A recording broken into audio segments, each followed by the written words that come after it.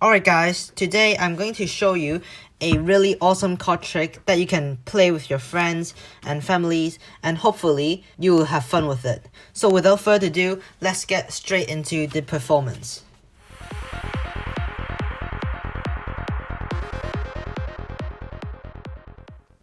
Alright guys, this will be the performance. First of all, I can have my spectator to give the deck a quick riffle shuffle, just to mix up the deck. Now, I want them to go ahead and select any card they want to from the center of the deck. Let's say they pick this card over here. Alright? So you guys can take a look at the card. Hopefully you got that. And they can just push the card inside fairly and give it a overhand shuffle. Just like this. Now, I'm going to hand the deck to my spectator, and I'll ask them to go through the cards one by one, just like this. Now, I'm going to bet my spectator that the card that I flipped over is going to be their card. And obviously, they're going to believe that I cannot do that, because I have no idea what their card is, right? So, they're going to flip over the card one by one, just like this. And let's see, is it this card? No. So the next card I'm going to flip over is going to be your card. So wait, go back. No, you know what? Just go through it. Wait. I think it's this card right here. So if your card is really the Four of Hearts, make sure to stay till the end to learn how this trick is done. Hope you guys have enjoyed that card trick, and this will be the tutorial. So, first of all, grab a deck of cards. And for this trick, you're not going to use a normal bicycle deck of cards like this one, but you're actually going to use a specific deck that has a specific back design.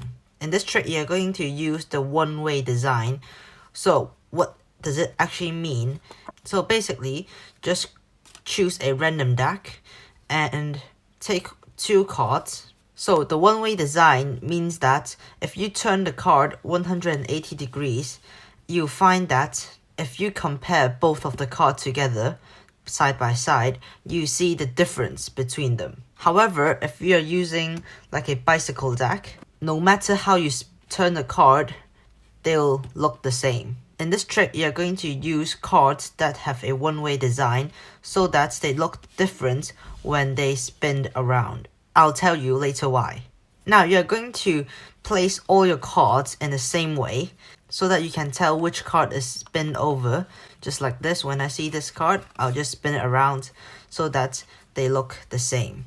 So you go through your deck and make them facing the same way.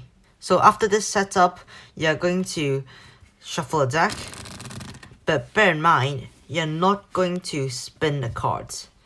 What I mean by that is, it's fine just doing an overhand shuffle like this, because you're not actually turning the card like this to mess up your setup, right? So it's alright to do overhand shuffles. However, when you're riffle shuffling, you want to split the deck in this fashion instead of doing something like this to split the deck. Because if you twist the deck, you'll mess up your one-way design setup. So for this trick, you're going to have your spectator to give it a overhand shuffle to be safe. Now, if you know how to do the one-handed fan, that would be the best. Because what I like to do is to fan the cards out and have them select a card.